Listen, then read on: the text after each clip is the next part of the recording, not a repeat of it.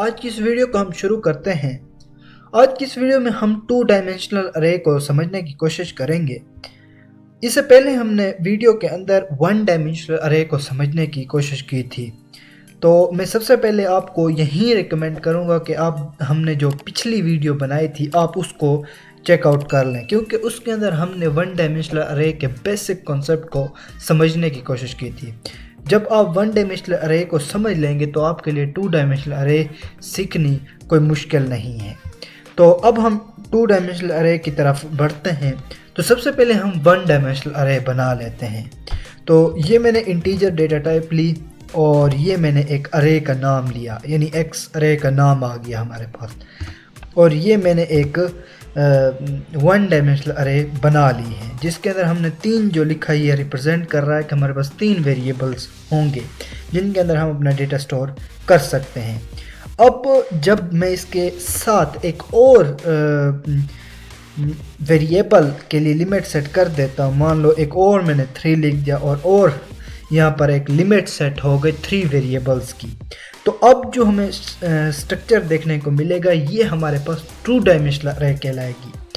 तो बेसिकली यहाँ पर क्या होगा और ये स्ट्रक्चर हमें क्या बता रहा है। जो पहला 3 है, यानी जो ये वाला 3 है, ये बता रहा है कि एक रो, यानी एक रो को रिप्रेजेंट कर रहा है। और ये वाला जो 3 है ये रिप्रेजेंट कर रहा है बेसिकली एक कॉलम को, यानी पहला 3 रिप्रेजेंट कर रहा है रो को और दूसरा 3 रिप्रेजेंट कर रहा है एज अ कॉलम को। और ये जो हम टू डायमेंशनल अरे समझ रहे हैं और जो हमने यहाँ पर 3x3 के लिए जो एक टू डायमेंशनल अरे बना दिए, ये बिल्कुल वैसे हैं जैसे कि मैथ के अंदर मैट्रिक्स होती हैं। यानी ये हमारे पास एक 3x3 की मैट्रिक्स है, जिसके अंदर अगर आप कुल डेटा देखें तो इसके अंदर हम 9 इंटीजर वैल्यूज़ को पुट कर सकते हैं। यानी यहाँ पर ऐसे समझिए कि 9 हमारे पास क्या हैं, एज अ वेरिएबल्स हैं जिसके अंदर हम अपनी वैल्यू को पुट कर सकते हैं। तो अब आप इसको किस तरह डेटे को एक्सेस करेंगे, किस तरह डेटा एक्सेस होगा, इसको समझने की कोशिश करते हैं। तो सबसे पहले आप क्या करें, सबसे पहले आप इंडेक्स नंबर को समझने की कोशिश करें, क्योंकि इंडेक्स नंबर से ही हम क्या करते हैं, अपने डेटे को एक्सेस करते हैं। एक तरीका होता है इंडेक्स नंबर से डेटा एक्सेस करने का और दूसरा तरीका हमारे पास लूपिंग आ जाता है। फर्स्ट ऑफ ऑल हम इंडेक्स नंबर से अपने डेटे को एक्सेस करेंगे। तो इंडेक्स नंबर के मुतालिक मैंने इससे प्रीवियस वन डायमेंशनल अरे वाली जो वीडियो थी उसके अंदर बताया था कि इंडेक्स नंबर किस तरह होते हैं, कैसे होते हैं और किस तरह ये एक इनकी अलाइनमेंट होती हैं with respect to data. With respect to data index number किस तरह होते हैं ये मैंने प्रीवियस वीडियो के अंदर बताया था। तो अब मैं क्या करता हूँ, सबसे पहले मैं इसके अंदर कोई डेटा इनिशियलाइज करा देता हूँ ताकि फिर मुझे एक्सेस करने में क्या हो, आसानी हो।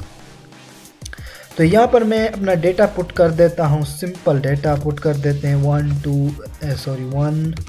2 3 और कुछ और डेटा भी हमारे पास आ जाता है, यानी 4 5 6 कुछ और डेटा भी, क्योंकि हमने 3x3 की एक अरे बनाई है तो इसमें डेटा भी फिर कुछ ज़्यादा हमें देखने को मिलेगा। तो 3 4 5 6 हो गए, हम 7 8 9 ये हमारा डेटा आ गया। अब हमने इसके अंदर डेटा इनिशियलाइज करा दिया है। तो यहाँ पर मैंने ब्रैकेट्स भी गलत लगाई हैं, तो हम इन ब्रैकेट्स को भी सही कर लेते हैं। अब ये हमारा डेटा इनिशियलाइज हो गया। तो अब हम चलते हैं data accessing with respect to index numbers.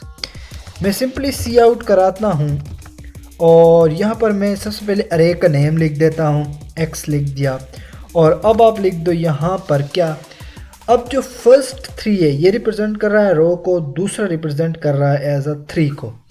मान लो ये ऐसे समझे कि ये जो तीनों हमारे पास बनी हुई है ये ऐसे समझे कि एक रोज़ हैं। मैं 1 मिनट इनकी थोड़ी तरतीब को बना देता ताकि आपको समझने में कुछ आसानी हो। तो मैं इनकी तरतीब को कुछ इस तरीके का बना देता हूँ ताकि आपको समझने के अंदर आसानी होगी। तो ये देखिए, तो आप ऐसे समझिए कि ये 3 हमारे पास रोज़ हैं। जिस तरह आप देख रहे हैं ये 3 रोज़ हैं जिनके अंदर हमने डेटा पुट किया हुआ है और इनके 3 कॉलम्स हैं। तो मान लो मैं यहाँ पर इस 9 को एक्सेस करना चाहता हूँ, यानी ये जो 9 डेटा है ये मैं सी आउट कराना चाहता हूँ। तो मैं क्या करता हूँ, अब देखिए यहाँ पर ये इसकी फर्स्ट रो है, ये इसकी सेकंड रो है, ये इसकी थर्ड रो है, और ये इसका first column, second column and again third column. तो ये जो हमारे पास 3 पड़ा हुआ है ये थर्ड रो और थर्ड किस में पड़ा हुआ है, कॉलम के अंदर पड़ा हुआ है। तो अब क्योंकि मैंने इस डेटा को एक्सेस करना है तो एक्सेसिंग के लिए हम इंडेक्सिंग का इस्तेमाल करते हैं। और अगर आप इंडेक्स में इस रो को देखना चाहें तो ये बेसिकली इंडेक्सिंग शुरू होती है हमेशा 0 से। तो 0, 1 एंड 2, तो ये आ जाएगा रो कौन सी है हमारे पास, दूसरी रो है, तो रो लिख दीजिए। और अब आप कॉलम को देखिए, अब ये क्योंकि हमारे पास कौन सा कॉलम है, थर्ड कॉलम है, तो थर्ड कॉलम में आपके पास कौन सा इंडेक्स नंबर आ जाएगा, 0, 1 एंड 2, सिंपली 2 लिख दीजिए। और अब आप क्या करिए, आप इसको सी आउट करा दीजिए। तो हम इसको सी आउट कराते हैं और अपने आउटपुट को देखते हैं। तो यहाँ पर हमें कोई एरर देखने को मिल रहा है, तो यहाँ पर हमने टर्मिनेटर नहीं लगाए हैं, तो टर्मिनेटर अप्लाई कर देते हैं और अगेन सी आउट कराते हैं। तो अब देख सकते हैं हमें 9 देखने को मिल रहा है। तो बेसिकली इस तरीके से हम क्या करते हैं, इंडेक्सिंग की मदद से अपने डेटे को एक्सेस करते हैं। अब आप अगेन यहाँ पर मुख्तलिफ़ किस्म के डेटा पुट, मुख्तलिफ़ किस्म के इंडेक्स नंबर पुट करके आप ओवरऑल जितने भी हमारे पास 2 डायमेंशनल अरे के अंदर डेटा मौजूद है आप इसको एक्सेस ईजीली कर सकते हैं। तो ये होता है data accessing with respect to index number. इसके ज़रिए भी हम अपने डेटे को 2 डायमेंशनल अरे के अंदर आसानी से एक्सेस कर सकते हैं। तो अब हम चलते हैं data accessing with respect to looping. अब हम क्या करेंगे, लूप का इस्तेमाल करके हम अपने डेटे को एक्सेस करेंगे और इसको सी आउट कराएंगे। अब अगर आप पिछली वीडियो को देखें जिसमें अंदर हमने 1 डायमेंशनल अरे को डिस्कस किया था, उसके अंदर भी हम लूप का इस्तेमाल करते थे, लेकिन उसके अंदर हम क्या करते थे, हम सिर्फ सिंगल लूप चलाते थे और उसकी मदद से हमें डेटा एक्सेस होता हुआ दिखाई देता था। लेकिन यहाँ पर चूँकि 2 डायमेंशनल अरे हैं, 2 डायमेंशंस आ जाती हैं, तो हमें क्या करना पड़ेगा, हमें 2 लूप्स चलानी पड़ेंगी। जब हम एक लूप के अंदर एक और लूप चलाएंगे यानी नेस्टिंग करेंगे, तब हमें क्या मिलेगा, अपना सी आउट होता हुआ डेटा मिल जाएगा। तो हम सिंपली इसको परफॉर्म करते हैं। सबसे पहले आप क्या कर लें, फॉर लूप हम यहाँ पर इस्तेमाल कर रहे हैं, फॉर लूप ले लें और यहाँ पर हम क्या करते हैं, एक वेरिएबल इनिशियलाइज कर देते हैं ए, उसके अंदर वैल्यू पुट कर दी और अब यहाँ पर आप कंडीशन लिख दें। अब कंडीशन में यहाँ पर क्या देता हूँ, 2। अब देखें हमेशा, अब अगर यहाँ पर अब 3 है और यहाँ पर आई को मैंने 0 क्यों इनिशियलाइज़ किया, क्योंकि हमने इंडेक्सिंग नंबर यहाँ पर भी इंडेक्स का इस्तेमाल करेंगे, डेटा को एक्सेस करेंगे, लेकिन लूपिंग हो रही होगी विद द हेल्प ऑफ किस चीज़ के, फॉर लूप के। अब देखें यहाँ पर इनिशियलाइज़ किया 0 क्योंकि इंडेक्स नंबर 0 से शुरू होता है, और 2, अब 2 क्यों किया है, क्योंकि यहाँ पर आप देखें 0, 1 एंड 2, लास्ट इंडेक्स नंबर ही 2 है, तो मैं इसको 2 कर सकता हूँ।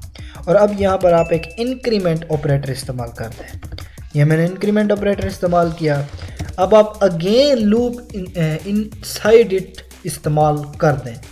मैं यहाँ पर अगेन फॉर लूप को इस्तेमाल करता हूँ और यहाँ पर आप कोई और वेरिएबल इनिशियलाइज़ करा दें, जे कर देते हैं, गिवन वैल्यू कर देते हैं 0 और यहाँ पर आप क्या कर दें, एक अगेन कंडीशन लिख दें, ये कंडीशन इक्वल टू 2 कर दें, वही चीज़ हमें देखने को मिल रही है। और अब आप क्या कर दें, इसके अंदर अगेन इंक्रीमेंट और डिक्रीमेंट ऑपरेटर का इस्तेमाल कर सकते हैं आप। अब आप क्या करते हैं, यहाँ पर कोई कमांड लिख दें। बेसिकली ये जो पॉइंट होगा इसके अंदर हम अपने डेटे को सी आउट कराने वाले होंगे।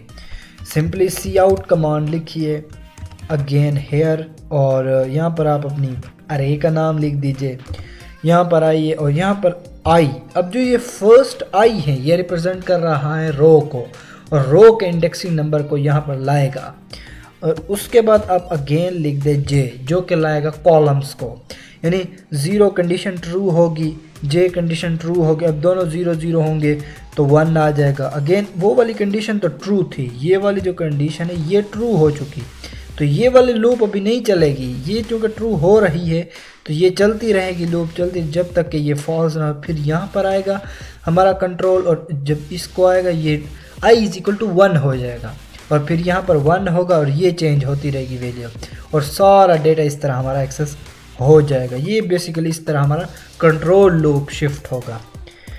यहाँ पर हम मैनिपुलेटर भी इस्तेमाल कर देते हैं ताकि हमें अलग अलग डेटा देखने को मिल जाए। सी आउट करा दें और देखें क्या डेटा मिलता है। तो अब देख सकते हैं हमें सी आउट देखने को मिल रहा है 1 2 3 अप टू 9 तक और यही हमारा डेटा भी था।